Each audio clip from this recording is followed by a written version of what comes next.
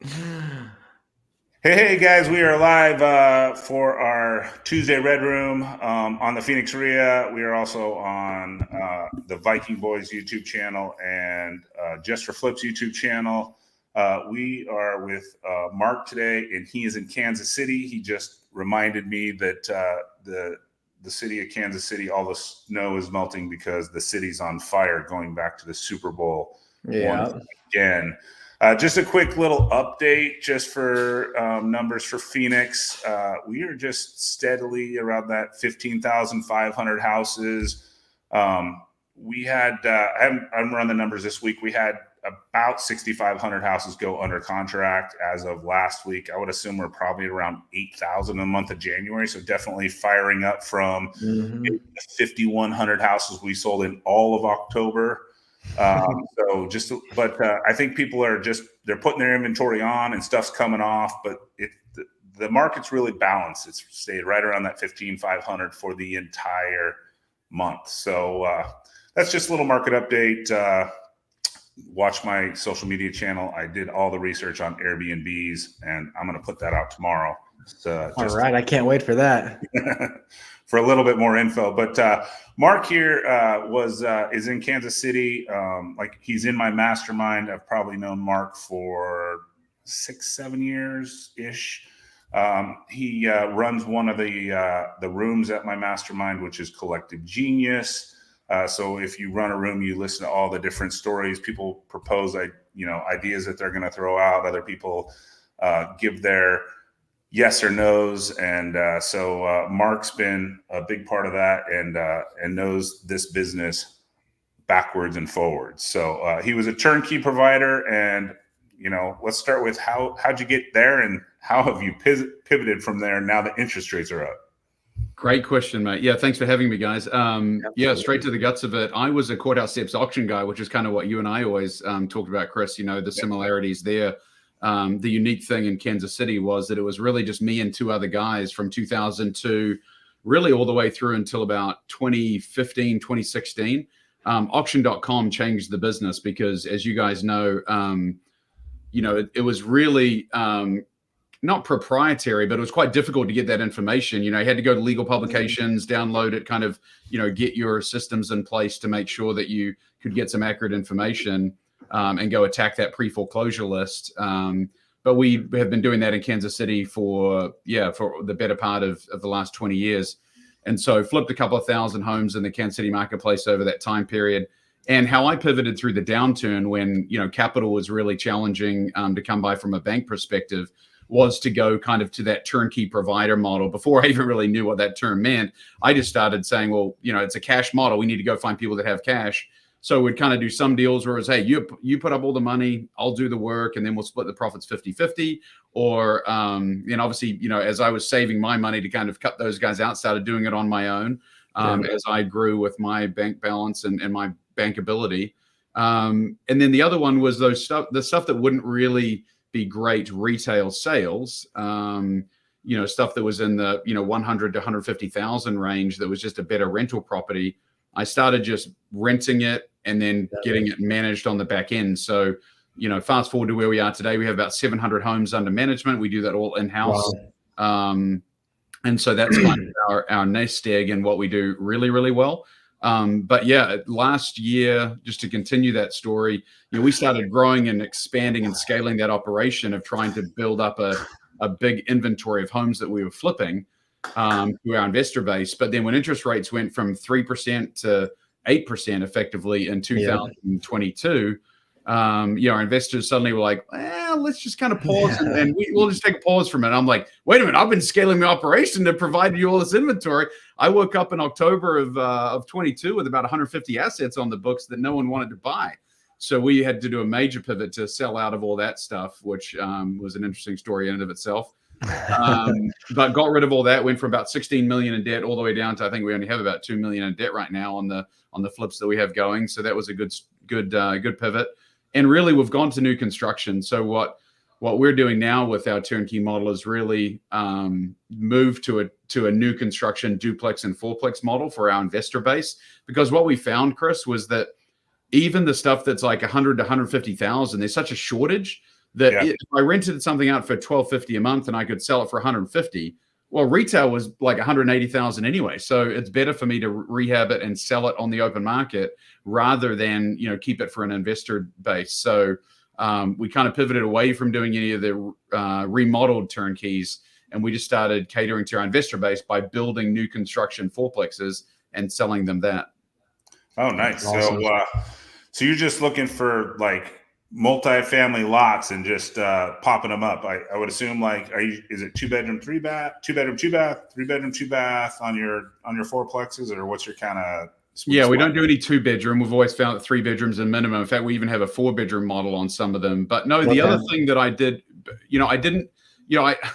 when you're in CG, you're always thinking of thinking bigger and who, not how. So rather than how can I become the biggest builder of multifamily in the city, I'm thinking who can I partner with to deliver multifamily to my investor base. And so although I did, go through that pain of trying to build some stuff myself, and that was a successful project, I knew that wasn't scalable. In the same way that going from like 100 homes to 200 homes remodeling a year was just like brain damage and really tough to scale. So what I figured out was if I went to builders that were doing a subdivision, typically they would, if you're just thinking in Kansas City, you've got like a big plot of land by a highway, they're going to come and put 350 homes in. And normally they would buffer the outer areas with a little bit of multifamily, duplexes or fourplexes, and then you kind of move into the nice new homes in the inside of that community.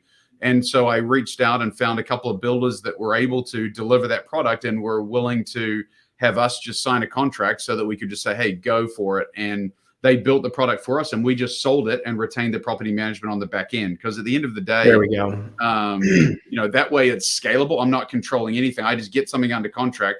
And so actually we're doing new construction novation, Chris, you'd be interested. So we're actually getting out of contract, novating it to our end user investors so they can get Fannie Mae fixed leverage on it on the back end.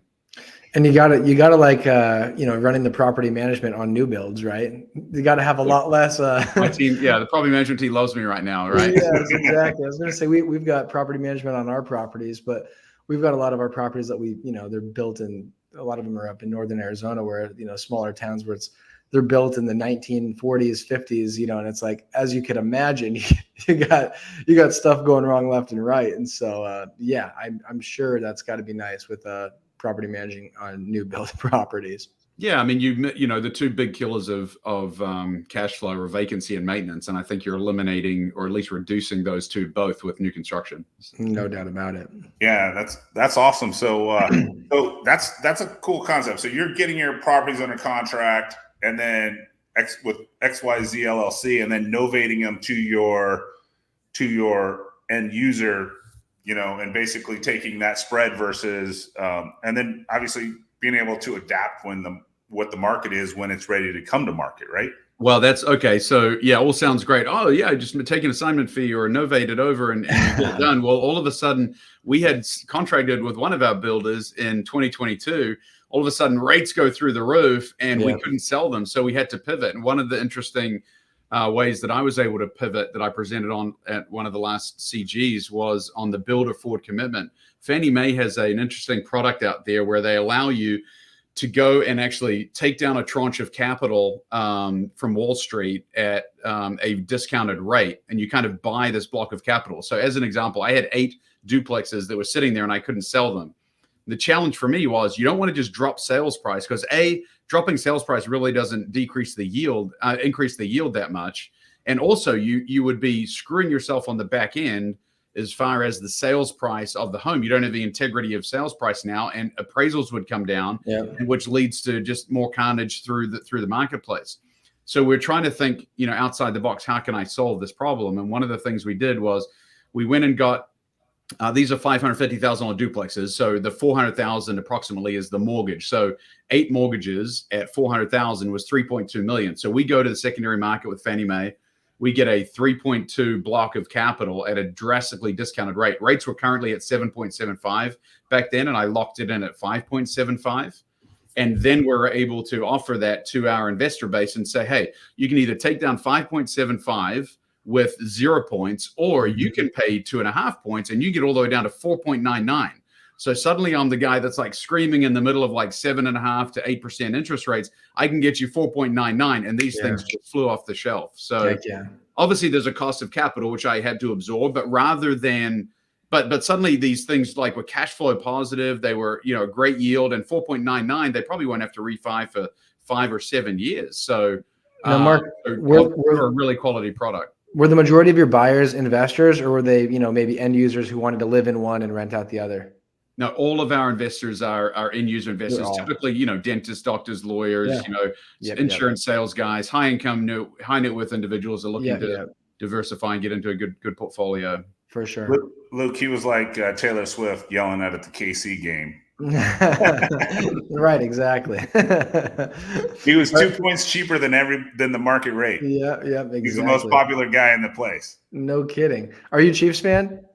Oh yeah, mate. No, it's hard not to be when you're in Kansas City. I came over from New Zealand. I was born and raised in New Zealand, but came over here in '95. So I'm 28 years in Kansas City, and yeah, just don't know anything other than Chiefs football. And we had a pretty good run with the Royals there for a couple of years. So no, I'm a diehard Kansas City guy. Okay, so I have to ask. I know this isn't real estate related, but while we're on here, while we've got you, do you like the T Swift drama with it or no? So I'm actually. So first of all, I have a 15-year-old daughter that loves Taylor Swift, but outside of that, I would say that it's gone so far in the opposite direction. I think I would challenge everyone out there to change their mindset. I'm an abundance guy, right? And I'm thinking, here's a young girl that's gone from like 15 years old to 34 years old with a spotlight on her, hasn't really made many major missteps. She's worth $1 billion. And yet we're saying we don't want to see her on TV, take her, like, if it's like, come on, just celebrate her success. What are we telling our daughters out there when we're saying we can't even clip away and watch her for 3 minutes of an episode? I think it's ridiculous. I think we should be celebrating that and encouraging our girls to go kick ass.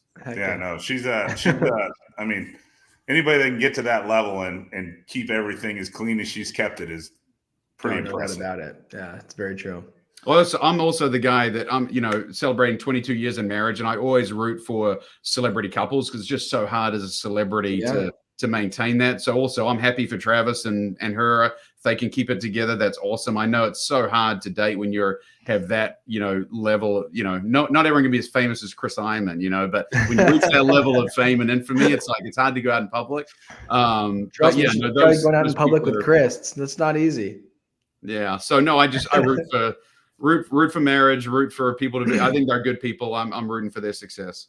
So are you still doing a lot of fix and flips, or is there a balance? Is there we do 50 to 100 fix and flips a year while we do these new builds, or? Yeah, no, that's a great question, Chris. And the answer is yes, because you still we have started to wholesale and novate where we really didn't do that much in the past, but we got to do our biggest year was we did 198 flips in 1 year, and that was a lot to remodel that many homes. And now we'll probably back down to only do 30 or 40 and just kind of cherry pick them. So I do love cash conversion cycle for anyone listening is a massive deal in real estate. We can all, when you start fix and flipping and you do that solely, you've got to really own your production cycle where if you're suddenly bleed out into 7, 8, or 9 months, it can really hamper your growth, and you're just not able to pivot as quickly with the market. So being able to take 50% of our inventory or 60% of the inventory and either assign it, wholesale it, or wholetail it, which we're pretty big on right now because there's such little inventory, that's really massive. But we'll still probably take 30 to 40, maybe 50 fix and flips. And we've just kept our best 2 crews on they're able to handle 2 or 3 at a time. And we're kind of still handling it that way. I love it. So is there a number or sweet spot that you can like, hey, 1 out of 3 is a fix and flip, and then we're going to wholesale 2 and novate 1. And the next question, because we talk about it along here, and then we talk about 4 things. Just we talk about novations, wholesaling, creative finance, and then either buy and hold or retail it. But those are those are our investment strategies. Those are all your different choices when the lead comes in the door and how to monetize it. So the question was, is there a balance, 1 out of 3, 1 out of 4 that you fix and flip, and then the rest go, just to keep the cash coming in the door? Yeah, so I think for me, the discussion point is always around capacity of our remodel crews. I want to keep my loyal. I'm loyal to my guys, and I want to keep them busy. So a little bit of is kind of that balance of supply and demand. We want to keep them busy, but at the same time, I don't want houses sitting for too long. So Instant cash is great. And when you can get somewhere around 75% of your, projected future rehab profit and take it up front, then that's a pretty good number. But there are times, Chris, as you know, where you've just got a project that no one's going to handle it. They are scared of a foundation, or they're scared of termites. And really, it's not that big a deal. Rip out the wood and put new wood down. But, rookie investors who are going to be your best salespeople on the back end, they'll pay the highest amount, are scared off by some of these things. So the ones that are scary, we'll just take down and do it ourselves, and we can make some pretty good rips. But we were looking at analyzing our numbers, and it's interesting how, whether we do wholesale, novation, or wholesale, we're kind of averaging about the same, or assignment. We're averaging almost the exact same number, across the board on those three channels. And clearly, fix and flip, we're averaging more. Right. Mark, I like what you said about, keeping crews busy, because we're the exact same way where, when you've built out, you've spent years building out really good crews. People forget that their income, especially if they work for you solely, their income is based off of the projects that you give them. And so, when we have some people ask us, like, why don't you guys just go strictly back to wholesaling? It's exactly what you just said. You've built out these relationships, you've built out these crews to be as good as they are now. So you don't want to just let that go after years, and so we do the exact same thing where we kind of analyze, like, where are we at project wise? Okay. They've got these ones going. Okay. It looks like it's a little bit of a dry spell over the next couple of months. We need to add some more projects for them to keep them busy. So. Yeah, I think you'll always get paid for delivering value to the marketplace. And I think one of the hardest thing to do is to rehab and bring something back up to its, to full, retail capacity again, and where you can get someone that actually wants to live there themselves. So when you do that and you add value to a community by remodeling an asset, you're going to get paid for it. So it's a skill set that I think you want to always keep sharp. And, it always also gives you the flexibility to, buy assets that you probably wouldn't do otherwise. There are some where we're like, but if you have the capacity and the crews to be able to go tackle a project, you'll make some pretty good money on the back end, has been my experience. Heck yeah. In your management, do you do any, is it all long-term, or do you do any of that short-term stuff, VRBOs, any of that? No, we have shied away from the Airbnb and short-term leasing model. It's kind of a unique capacity, and Kansas City's not really. There is. You could argue downtown. I'm sure there's tons of people crushing Airbnb. I'm not saying you don't do it in Kansas City, but buying away, our focus is just with long-term buy and hold investors that want to, hold. Our biggest exit strategy is die. Like, we want to create wealth plans and family generational wealth. And so it's truly, we tell people, hey, you're planning on, holding this indefinitely. And so with that mindset, we always say, if you're going to hold a property forever, it kind of changes how you're going to rehab the house up front, what kind of tenant you're going to let in, what areas you're going to buy in. We want to make sure that we're thinking, with a 20 or 30 year mindset, like the funds do, not just, is this a good buy right now? So no, we only do long-term, but we actually, Chris, all those 700 doors are all just the ones that we have turnkey to our investors. So we've rehabbed all of them and just held on to those over the years. But the big move we're making this year is it's kind of a reflection of where I was in 2022 when everything just stopped as far as sales. It was really nice to have that little annuity of the property management commission and that company, which when you get to 700 doors is sizable. And so suddenly you're looking at like, how could I get to, $1 million passive a year, and if you double your volume, you're pretty close. And so if we can double that and get to 1,356 doors, we know we're going to be somewhere around that number. And I think at that point, that would make it really comfortable for, options moving forward. So we are heavily focused now on third party property management. That's going to be a big push for us over the next, up to 24 months to try and scale and grow, given that we're not really turnkeying that much, only the new construction. So you're going to be looking at buying some like smaller property management companies, or just open to that, but ripping off. The thing about property management, Luke, I'm sure you would agree, is it's done so poorly. With all due respect, it's mostly a failed real estate agent who happened to bond a guy who has 10 rentals and said, "Oh, I'll property manage them, $100 a month. That's amazing." Yeah, exactly. Done. So it's a very low barrier to entry, and when you overlay it with a really quality field and expertise. We have 20 employees on that side of the business now. We're really good at what we do. And so when you get to that point, I think it's, I it's my viewpoint that I'd actually be cheating the industry by not offering it up to other people, because I feel like we're the best in business and the best in class. I think we'll be able to get people coming and just jumping ship from these other agencies that once you reach a certain scale, the technology we offer, the services we offer, the in-house property management, the in-house maintenance that allows us to do remodels and make turns way cheaper than anyone else. It's going to save our investors a lot of money. Right. Well, and if you can, like you said, why would you not do it if you can get that to $1 million a year? That's going to be, coming in every single year. That's a nice thought. I think I've presented on, no one seems to take me up on it, but I've presented at CG like, hey, if you're a wholesaler, why aren't you keeping the paper? And that's kind of like, why aren't you keeping the property management? It's very similar, when, I currently manage between 55 and 60. And when you're making like 2 to 3% on that, because you're creating a note and you're selling it off to some investor, that's what that sounds very similar to you. It's nice to have that to fall back on, because when the properties quit selling as fast, that means the loans last longer.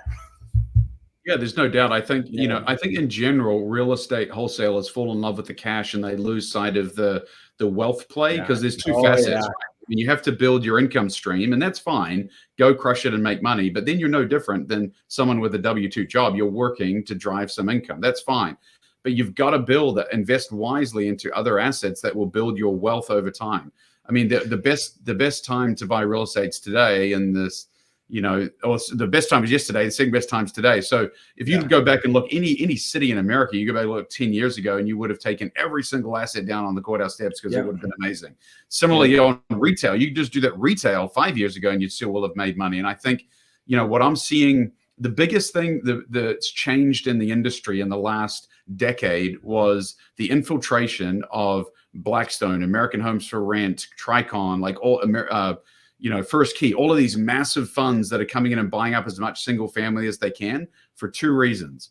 The first is that it's kind of they are a massive buyer. And now in any of the big cities that people are going to be operating in, there's going to be this floor on the market, because even if it drops down 5% on a $400,000 home, like in Phoenix, you've suddenly got a $20,000 price reduction. They're going to be like, great, we'll swallow it up because we know it's going to bounce back. So there's this floor that's going to flood the market with any kind of deal flow. So you're really protected on the downside in a meaningful way where you really haven't been before.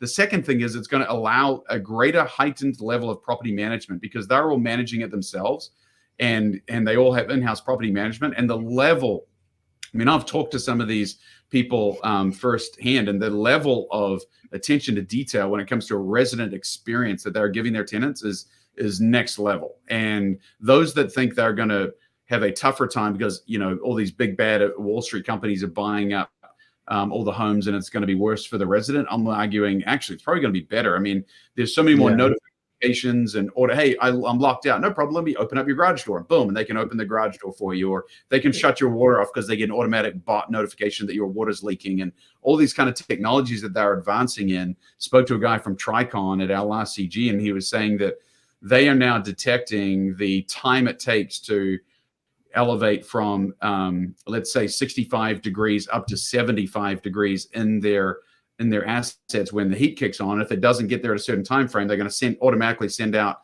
the HVAC guy to test and make sure that the heat pump or the furnace is working accurately, like detail. And they're automating it where AI is doing it for them. So the level of intention that they have around creating an experience for the resident is really going to change the way property management is done. And that's what we're competing against. That's crazy. Yeah, that's next level. Yeah, it is. Absolutely. But the flip side, which kind of hurts us, is that they're also automating the way they're buying. And you guys got to know this, but I mean, they're putting out offers within seconds. They're analyzing deals. As soon as it comes on market, you've got multiple offers. We do still fix and flip, Chris, and I probably should share with you a little bit about the Kansas City marketplace, because I heard you earlier talking about the inventory. And we had a really slow October, November, December. But man, January, we put a couple of houses on the market. Well, I shouldn't even say that. So there were houses on the market, like stuff that was sitting from November, December. Finally, in January, we get multiple offers in January. Yeah, yep. Price, Same here. We knew it wasn't really an issue of price. It's just, and we got some ice, we got some snow. You just got to be patient. All of a sudden, the market has picked up in a meaningful way, and we're getting multiple offers. So then we put 2 properties on the market this week that were fix and flips, and we got multiple offers, 10,000 over list. I mean, it's really popping. I think you know that Barry Habib, who everyone should be following, just came out today with a new post saying that he's expecting May 1st there'll be that first quarter point rate reduction, which is only going to stimulate the market even more.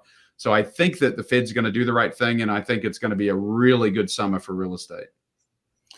Yeah, but I keep putting on all my stuff is like I think we have 8 months, and then you know, once we get to August, kids go back to school. Seasonality that hit us in 2022 and 2023 is going to be right back for the election year, because election day is what, 11/4, and so I would as soon as school starts, I think you're going to see very slow. And that was a common theme at CG this last time around, is like how was your fourth quarter? How was your fourth? And I was getting that a lot. And I was just like, I mean, to me, it's just like, this is just back to the normal cycle. We had 2 or 3 years of just crazy. Oh yeah. But you know, when the kids go back to school on August 15th and it's September and October, you should have cleared most of your inventory, and you know, and should be holding very little, and if you're holding it, hopefully have cheap debt on it, and then you should start shopping for. I mean, as you know, as a wholesaler, and Luke knows as a wholesaler, trying to wholesale that stuff in October, November, you're getting less than you should. So no doubt about it. You should keep it for your retail inventory going into February and March. You know, I've been preaching that for like a couple of months now. Yeah, no, that's what we're seeing too. I think we're going to see a fervor in the market this summer like we've never seen before, just because there's so much pent up demand. But I think, yes, I would completely agree. And my sentiment is that our winters have come back in a meaningful way. And I don't mean, you know, with the weather, I mean with the seasonality of real estate, just people don't want to move, especially in Kansas City when we get ice and snow. So yeah, we're prepping for that, which is why we're kind of full court press on the flips right now, because a 3 or 4 month, you know, rehab, and we're on the market in May. But if we start, you know, we'll probably slow down in June, because then you don't want to be putting stuff on the market in November and December again. Or at the end of the day, you know, you still got to transact. So it's just a matter of accurately forecasting timelines of sale. I mean, I don't mind getting a rehab done, and you know, as long as you factor on that margin of increased interest, taxes, you know, and some utility cost, and you know, that lead time, the hold time and carrying costs should be factored for once you start buying stuff in June and July. Absolutely. Yeah. And then just as I always say, it's the day that college football ends is when the market stops. It's that first Monday after the first of the year. That's when you start seeing the offers really kind of roll in, and you know, and that's just the normal market. So right. About the time the Chiefs are getting into their Super Bowl, firing it up. See, I consider it about a month after the Vikings get eliminated. Have